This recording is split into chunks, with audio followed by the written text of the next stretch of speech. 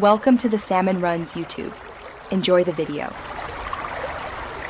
In this video, I will explain how to change brakes on an Alfa Romeo Giulia. Before beginning, always prioritize safety.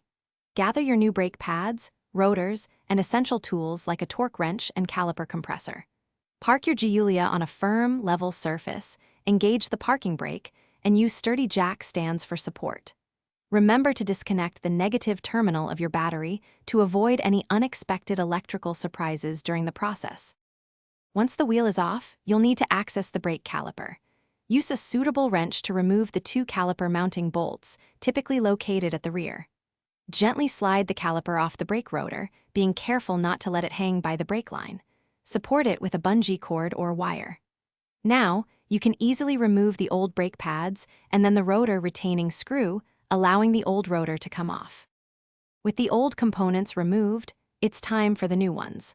First, clean the hub surface meticulously with a wire brush to ensure the new rotor sits perfectly flush. Place the new rotor onto the hub and secure it with its retaining screw. Next, use a brake caliper compression tool to push the piston fully back into the caliper. Install the new brake pads into the caliper bracket, ensuring they fit snugly. Now, carefully slide the caliper back over the new pads and rotor.